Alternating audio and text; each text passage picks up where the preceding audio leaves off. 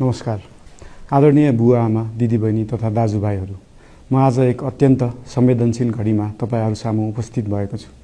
केही दिन अघि सुनसरीको देवानगञ्ज, सिराहा लगायतका स्थानमा भएको दुःखद घटना र त्यसपछि केही जिल्लाहरूमा उत्पन्न अशान्त वातावरणलाई लिएर नेपाल सरकार पूर्ण रूपमा गम्भीर र संवेदनशील छ। यस दुःखद घटनामा परि निधन हुनुभएका हाम्रा नागरिकहरू जयप्रकाश मेहता, ओम प्रकाश मेहता र गणेश यादवप्रति म भावपूर्ण श्रद्धाञ्जली अर्पण गर्दछु। साथै शोक सन्तप्त परिवारजनहरूमा नेपाल सरकारका तर्फबाट गहिरो संवेदना व्यक्त गर्दछु। घटनामा परि घाइते हुनुभएका सम्पूर्ण नागरिकहरूको शीघ्र स्वास्थ्य लाभको कामना गर्दछु। घाइतेहरूको उपचारमा कुनै पनि प्रकारको कमी वा ढिलाइ हुन नदिन सम्बन्धित स्वास्थ्य निकायहरूलाई स्पष्ट निर्देशन दिइसकिएको छ। घटना भए लगत्तै सबै सुरक्षा निकायहरूले तत्काल घटनास्थलमा पुगेर परिस्थितिलाई सामान्य बनाउने, थप अप्रिय घटना हुन नदिने र शान्ति सुरक्षा कायम गर्ने प्रयास निरन्तर गरिरहेका छन्। घटनाको निष्पक्ष छानबिन गरी दोषीलाई कडा कानुनी कारबाही गर्न गृह मन्त्रालयले छानबिन समिति गठन गरिसकेको छ। म सबैमा विश्वास दिलाउन चाहन्छु कि यो छानबिन पूर्ण रूपमा निष्पक्ष र पारदर्शी हुनेछ। घटनामा संलग्न दोषी जो कोही भए पनि कानुनी दायरामा ल्याउन सरकार प्रतिबद्ध छ। अवस्था थप नबिग्रियोस्, कुनै पनि नागरिकको जनधनको क्षति हुन नपाओस् र स्थानीय स्तरमा विश्वासको वातावरण बनोस् भन्नका लागि नेपाल सरकार निरन्तर क्रियाशील छ। परिस्थिति सामान्यीकरण गर्न केन्द्र स्तरमा सर्वदलीय बैठक आह्वान गरी गहन छलफल गरिएको छ। स्थानीय तहसम्म जनप्रतिनिधि, नागरिक समाज, विभिन्न धार्मिक गुरुहरू, समुदायका अगुवा तथा सामाजिक व्यक्तित्वहरूसँग निरन्तर संवाद भइरहेको छ। स्थानीय स्थितिको प्रत्यक्ष अनुगमन गर्न, पीडित पक्षसँग संवाद गर्न र शान्ति सुरक्षालाई थप सुदृढ बनाउन गृहमन्त्री स्वयं सो स्थानमा पुगिसक्नु भएको छ।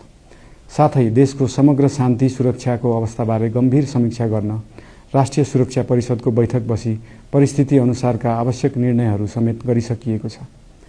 यस्तो संवेदनशील घडीमा सामाजिक सञ्जाल वा अन्य माध्यमबाट असत्य, अपुष्ट सूचना, अफवाह, घृणा फैलाउने सामग्री वा समुदायबीच वैमनस्य बढाउने अभिव्यक्ति प्रचार प्रसार नगराउन अनुरोध गर्दछु। साथै सरकारी निकायहरूबाट जारी भएका आधिकारिक तथ्य र सूचना मात्र विश्वास गर्न विशेष आग्रह गर्दछु। प्रत्येक नागरिकको जीवधनको रक्षा गर्नु, सामाजिक सद्भाव जोगाउनु र समाजमा शान्ति कायम राख्नु राज्यको सर्वोच्च र प्राथमिक दायित्व हो। आगामी दिनमा पनि राज्य थप सतर्क र संवेदनशील रहनेछ। प्रत्येक नागरिकको जीवन सुरक्षाका लागि सरकारका सम्पूर्ण संयन्त्रहरू अहोरात्र खटिनेछन्। शान्ति सुरक्षा भङ्ग गर्ने, अराजकता फैलाउने वा हाम्रो सदियौं पुरानो सामाजिक सद्भाव, सहिष्णुता र भाइचारा खलबलाउने कुनै पनि क्रियाकलापप्रति सरकार पूर्ण रूपमा सचेत छ र यस गतिविधिमाथि कडा कदम चालिनेछन्। नेपालको संविधानले प्रत्येक नागरिकलाई आआफ्नो धर्म, संस्कृति र परम्परा मान्ने मौलिक हक प्रदान गरेको छ। यो संवैधानिक दायित्व निर्वाह गर्न सरकार पूर्ण रूपमा प्रतिबद्ध छ। धर्म समाजलाई आपसमा जोड्ने र प्रेम बाँड्ने शक्ति हो। संसारको कुनै पनि धर्म वा संस्कृतिले हिंसा, घृणा र विभाजन सिकाउँदैन।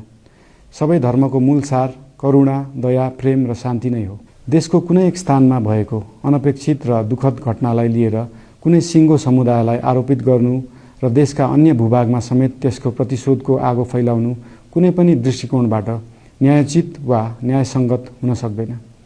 आदरणीय बुवा आमा, दिदीबहिनी तथा दाजुभाइहरू, हाम्रो इतिहास साक्षी छ कठिनभन्दा कठिन र अप्ठ्यारो परिस्थितिमा पनि आपसी एकता, सहिष्णुता र विवेक नै हाम्रो सबैभन्दा ठूलो शक्ति बनेका छन्। हामी सबैले जिम्मेवार नागरिकको भूमिका निर्वाह गर्दै यो सुन्दर र शान्त नेपाली आकाशमा मडारिएको अशान्तिको बादल हटाउनु पर्नेछ।